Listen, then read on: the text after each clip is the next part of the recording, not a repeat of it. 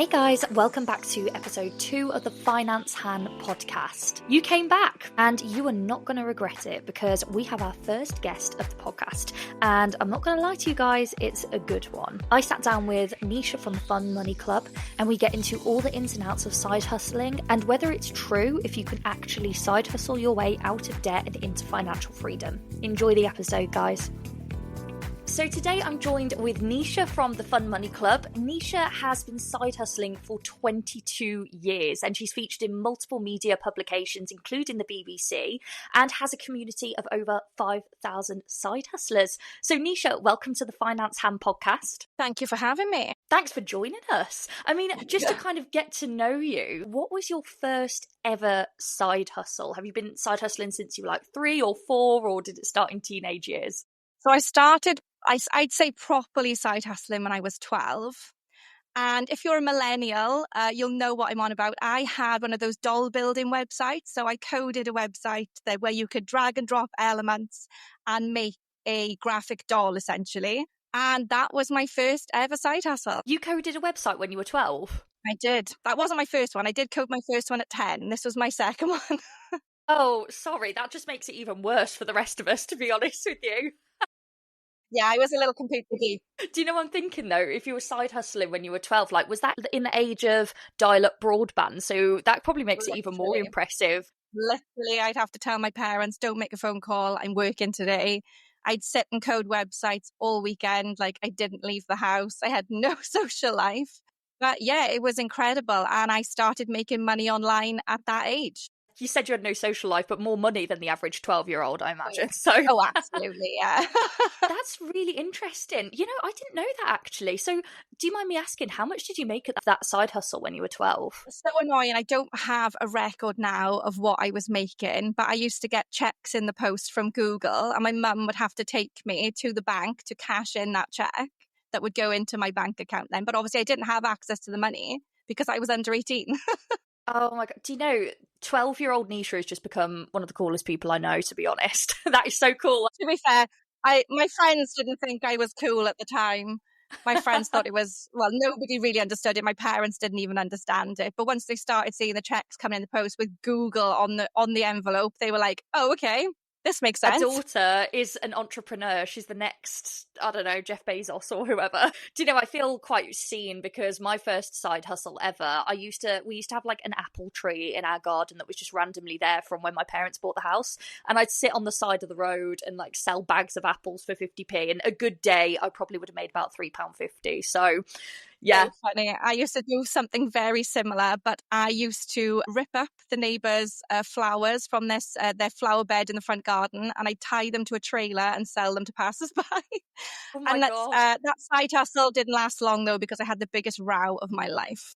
Yeah, I bet. So they found out about it in the end? Oh yeah, they were fuming.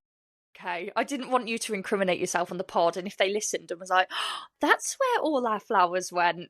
You never know. People no, bring they stuff do. up years and I was years caught down the line. red-handed very quickly. Oh no. Have you seen that episode of The In-Betweeners when like Jay and Neil are going after the community flowers? I don't know whether you've seen that episode. No, I haven't seen that one. No.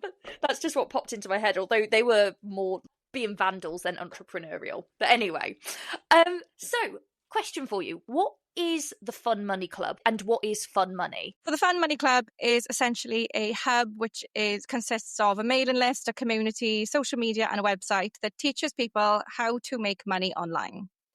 And Fun Money is essentially the money you have left over after paying all your essentials. So once your bills and all your expenses are paid, anything left after you've done things like investing and saving is your fun money. It's the money you live your life with. Okay, awesome. Because there's a lot of people that do budgeting and whatnot in different ways. And some would say that after you've done your fun money and your fixed expenses, that then is your investing and saving money. So is there a particular reason that you do it that way round, or is it just personal preference?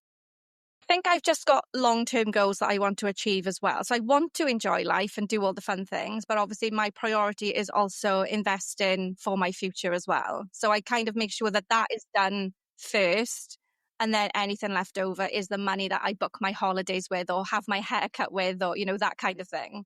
Nice, yeah. So it's all about balance, really, isn't it? And I think as well, like, I don't know whether you've listened back to the first episode, but I paid off £11,000 of debt in 10 months. And unless That's I had my amazing. fun, thank you.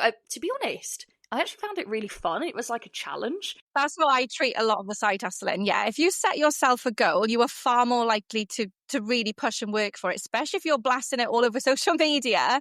You find yourself like really striving to achieve that goal. But yeah, that's an amazing amount of money to pay off in such a short space of time.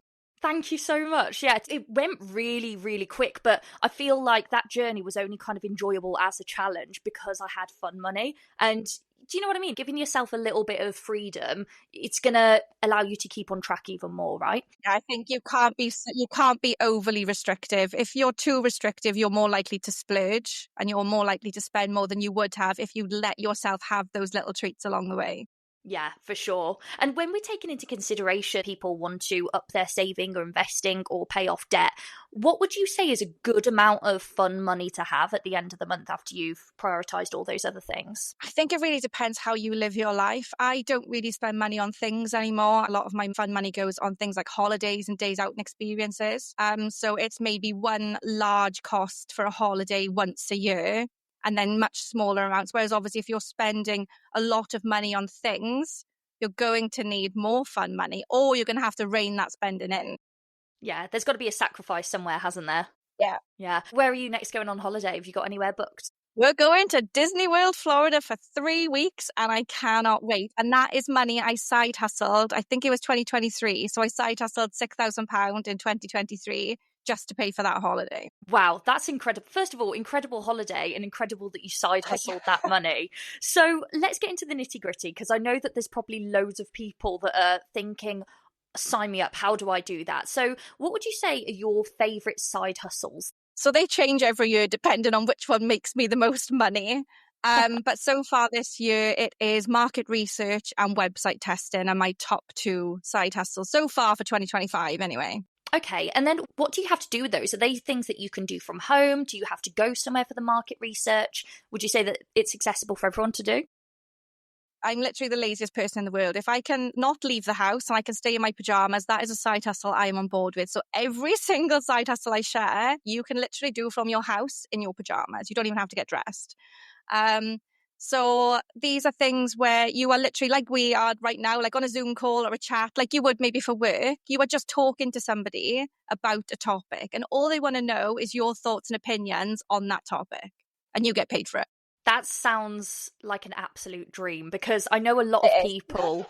It sounds like it. I know a lot of people will say like, oh, I work a 9 to 5 and then I have to commute. It's, I'm too busy to do that sort of thing. But realistically, is it the sort of thing that you could do on the commute, on the train? You can maybe do it if there's a sneaky, quiet 5 minutes at work. You can.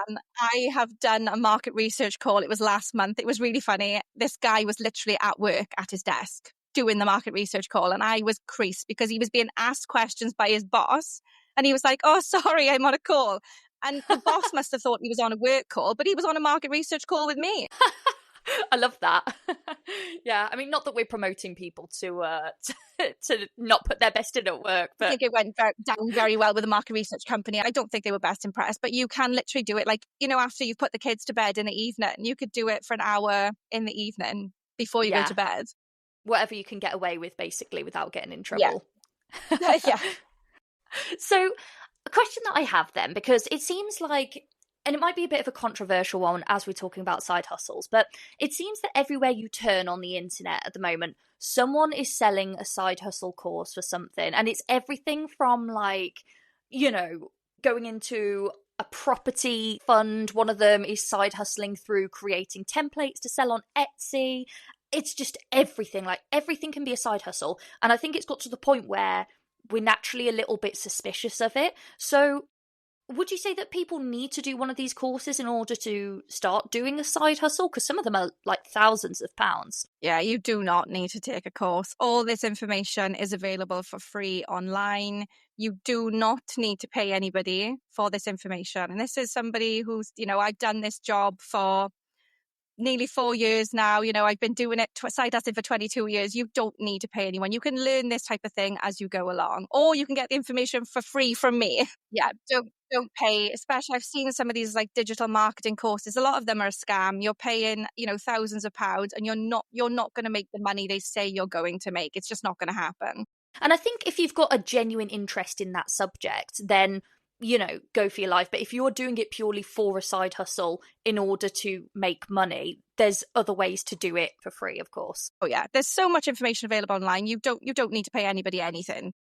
Awesome. I'm glad that we cleared that up, because one of the things that got me into that much debt is that I did so many of these courses. Like, I think I did No. I think that was where the bulk of my debt came from. Like, I did a hypnotherapy one, which is a cool skill to have. Like, technically, I am a qualified hypnotherapist.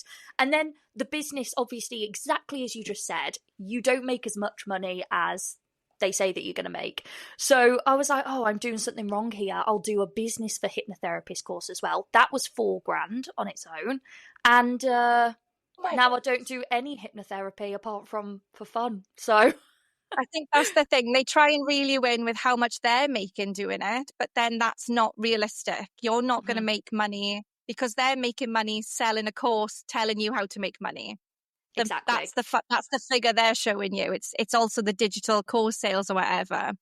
So if you're just doing the actual thing that they're promoting, you're not going to make anywhere near the level of money they're making. Yeah, exactly. And I know that there are some genuine cases, but a lot of the times now when I see this, I think, well, if you're doing so well from it, why are you doing a course in addition to that then? No, it's really sad. Especially it's got to a point where I am giving so much information away for free. And people assume that I'm a scam. And I'm like, no, that's not what I'm telling you. Like, I'm showing you how to do it in the most genuine way. And, I'm not saying you're going to make £1,000 a month. Realistically, you're going to make around £400 a month doing the side hustles I share. But that's still a huge amount of money. But the problem is you're being flashed all these figures, £30,000 this month. I've made £40,000 this month. And then when you see £400, people go, oh, I can't be bothered to do that. Yeah. But realistically, you're not going to make the £30,000, £40,000 a month. It's not going to happen. Yeah, exactly. It's almost like you've got to have those massive, like, we're going to make this many thousand a month for it to even catch people's attention. Because something realistic now, it's not attention grabbing enough. Because our dopamine's just been like fried. Everything is clickbait now. Everything is clickbait. Yeah, it's really hard to try and stand out then and show people, look, this is genuine, this is real, and this is going to make you money. And the stuff that you're asking me about, I'm telling you it's a scam. But then people, I don't know, they just get so sucked into these things. Yeah, I can understand why, because I was there literally just a couple of years ago, so I get why. But we come out the other side, we get there. Amazing, yes. So you just said that you could earn up to about £400 a month doing side hustling, which is a considerable amount. What have people in your community, I know that you said that you're going to Disney World, but what sort of thing have they been able to use that money towards? Oh my gosh, so many different things. A lot of it is holidays. A lot of people want to have a really nice holiday, but I've got one member that is literally just funding her retirement. So it's her fun money. She doesn't have a huge retirement pot. So that's her money to live on now. We've got people who've just had babies, just being able to afford a child these days is expensive. Things like that, home renovations, investing. A lot of them are starting to get into invest in the money now. And just general day-to-day treats like going out for a meal or having a takeaway. Yeah, I think that's the thing, isn't it? Because even though it is the Fun Money Club, you can use it for whatever you want it to be for, as weird and as wonderful as that is. So if somebody wanted to just get started in side hustling then, what sort of things do they have to consider? Do you have to pay tax on your side hustles? Do you have to set up accounts here and there? What would they need to consider? You do indeed have to pay tax, and that is the biggest question everybody asks. But yeah, obviously, if you're making additional income, you need to pay money. But there is the £1,000 trading allowance, which allows you to make £1,000 before you need to register for self-assessment. Once you make over that level, then yes, you may be required to pay tax. But obviously, that depends on your own personal circumstances, like the income you already have. Okay, awesome. So we will need to pay tax if we earn over £1,000 a year. And then what sort of thing do people need to consider getting started? How much time do you think they need to put in per week to, say, for example, get £400 a month? I haven't worked it out recently, but I was tracking how much time I was spending side hustling over the course of a month to equate to £400. And I think it was something like 4 hours a week, maybe, if that. So you don't need to spend a considerable amount of time. but you need to give everything a go and not turn your nose up at certain side hustles, because a lot of people turn their nose up at surveys, and they are one of the easiest side hustles that you can start doing that you will make money from immediately. But people are like, oh, I can't be bothered, it takes too much time. But those are the side hustles that are going to get you, a step in the right direction towards understanding how this broad range of side hustles work. Another bit of a funny story. When I was 18, I was a mystery shopper. Oh, that's a good one. It was a really good one. I mean, I now am not a grass, but basically it was this one where you had to go into shops and buy alcohol, and if they ID'd you, then they passed, but if they didn't ID you, they failed. And then I started to get really, really snobby. So unless it was like free cocktails at Slug and Lettuce or whatever, I was not interested. I was like, just a bottle of wine from Tesco, no thanks. Yeah. But I just think how many of those I turned down because it wasn't like, I wasn't able to go out with my friends and say, come on guys, drinks on me at Slug and Lettuce, Yeah, there's a lot of side hustles I think people will turn their nose up at, but then those are the ones that will make you the consistent money. So they're not going to make you the thousands of pounds, but they're going to make you, an easy £400 throughout the year, which adds to that bigger total that you will be making. Yeah, of course. And again, £400 is nothing to turn your nose up at, is it? Yeah. So another question that I have then, we've mentioned about kind of web testing, market research. Can you just reel off a couple of other side hustles that you're aware of and that are popular in your community? Surveys, things like match betting, but obviously that one is 18 plus and is no good if you have a gambling addiction or an addictive personality. Playing mobile phone games, you can get paid to walk, you can get paid to watch TV, you can get cashback, you can do bank switch offers. There's an unlimited amount of side hustles you can do. I'm in a financial community and everybody always talks about bank switching, but I've never done one, It seems too complicated, is it? I only did my first one, was it 2023? I think I did my first one. And in that year, I made £425. Oh, wow. And then last year, I think I had £175. But they are so easy to do. Honestly, it takes 5 minutes, if that, to apply for the account online. And then the current account switch service do the rest for you. And then you get a bonus at the end. So honestly, it is, I think it's just because it's banks, and obviously some people think, oh, I'm so comfortable with my bank. I've been with them for years and years and years. But then part of me thinks you don't get any rewards for loyalty these days, or you get very few rewards. But the complications can maybe put people off. So maybe I should look into that. And you said to switch your real bank account, though. You can set up a fake bank account, or what we like to call in the industry a dummy account, and switch from that. You don't even need to switch your actual bank account. It feels like a burner, like a burner bank account, A burner or a dummy account, yeah. Love that. So in terms of the community then, what do you guys sort of talk about in the community? Is it that you give each other tips, and what's the benefit of having a community when it comes to side hustling? So it's just being on the ball with everything. So if anything pops up, a lot of things with side hustling are time limited or time sensitive. So it's just being like, hey guys, we've seen this, or share your monthly totals this month. We do like threads of, where people have made money to give other people inspiration of what they can do to make that amount of money. It's just a general chit chat hub, really. Mm-hmm. Nice. I don't think I could have paid off my debt without the community aspect of it. Like, as much as we try and escape from it, we've herd animals, aren't we? And, doing things in a group, it motivates you and just keeps you on the ball with that side of things. Massively. I recently did an online vintage sales challenge where I was showcasing myself decluttering my house and selling things online. And the amount of people that joined in was absolutely insane. I did not expect to get the amount of people messaging me saying, oh, I've listed things to Vinted now. I've just signed up to Vinted. I'd never used it before. Just off the back of one reel I shared on Instagram, which was crazy. Do you know, I saw that one as well. Did you get your son involved in that too? Yeah, so we're doing one again this month now. So I did mine with my clothing and now he's doing one with his toys. How old is he? He's only 6. Oh my God, so he's side hustling before you. Oh yeah, he loves money. He loves the side hustle. So yeah, it's been instilled in him from very young. Good for him. He's going to be like a junior Wolf of Wall Street or something like that. Not be surprised, honestly. He loves money. Do you know what, though? I think as well, it's so good that the narrative is changing for younger people around money, because I don't know if it was the same with you, but my parents never talked about money in the house. It's just like you just don't talk about it. You don't ask about it. And the fact that I've heard this from a couple of content creators I've spoke to, that the kids are getting involved and they're loving it. And I think it will make for like a more savvy generation after us as well. I think it used to be such a taboo topic to talk about money. Like nobody talked about what they were making or what they were earning or what they were spending on a holiday. Nobody would tell you how much their holiday cost. And now it's like we've opened our eyes to the world of talking about money, and everyone's like, hang on a minute, I'm not being paid fairly, or I paid too much for my holiday last year. Like I could have got it cheaper.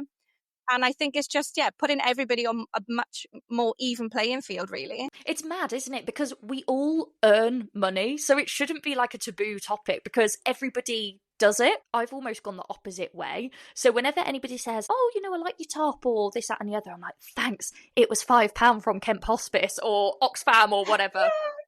So I've almost gone the other way. Like, I love it.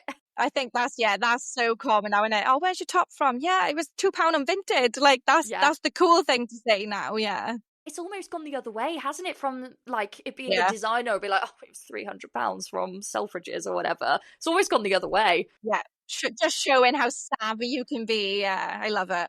Exactly, especially if it's something that would have been really expensive off the rail as well. Yeah, I think everyone's proud of the savings they can make now. People share yellow sticker food they found or how they got cash back and, stack their cash back on a deal or whatever. And everyone's really happy to share that now. Whereas before, you would never admit that you had money off something. Yeah, for sure. And you talked about cashback just then. I've just got my husband onto it. I honestly don't know why everybody on the planet doesn't do cashback. Because you're going to spend it anyway. Everyone thinks it's a scam, and it's not. It's the easiest way that you are going to save money in your day-to-day life. And on so many different shops as well. Like everywhere now. Holidays, like brands like Nike, ASOS, Apple. And for example, say you've got, 3% cash back on Apple. You're just going to go into Apple and buy something. You're getting it for 3% cheaper. I just don't understand it. Cashback's incredible. I think people don't really understand it. They're like, well, why am I being given money for my shopping? It's just part of a marketing budget that you're getting a share of, essentially. Yeah. And it's the easiest thing in the world to do. So it's one of those ones that really annoys me when people don't do it. Because I'm like, why? Why aren't you doing it? It's just so easy. Do it. Even if you just start doing it with your groceries at first, or if you're doing it, for example, Airbnb's on there. Like we booked our honeymoon and got 5% back on that. If you had to give somebody a big takeaway from all different side hustles and all your side hustling knowledge, what would it be? The biggest takeaway is to just go for it. Just start. What's the worst that's going to happen? Give it a go, and you will see how good or how much of a difference side hustling is going to make to your life. I just wanted to ask that because mine is cashback. Like, it's such a low barrier for entry. It's something you're going to do anyway. Like, yeah, exactly. You're shopping anyway, so get that money back. Yeah, honestly, we'll have to start a protest or something, like make cashback mandatory. Absolutely, I would be in for that. So I'm just going to go back to helping people start inside hustling. So what would you say is the biggest mistake that people make when they start to try to side hustle? I think they try and do too much at the start. I think they try and take everything on board and try and do every single side hustle in their week. And that's not going to happen. Ideally, what you want to do is start with one of the easy side hustles, get to grips with that, find out which apps and websites and platforms work best for you, and then expand to the next side hustle. Don't try and do it all at once because you're going to get so overwhelmed. There's so much to know. You're going to stop before you've even started. So take it slow. Take it one side hustle at a time, really get to grips with one, and then add another one in. Brilliant. It's all a journey, isn't it?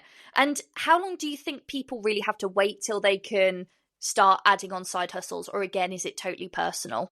I think some people just take to it like a duck to water and some take a lot longer. It depends how tech savvy you are or, what your learning capacity is like anyway, I suppose. But the more you do, the easier it becomes. So as you start going through the side hustles, you kind of get to grips. They all kind of work in a very similar sort of way. So you'll kind of get to grips with them quicker as you go through them then. Mm-hmm.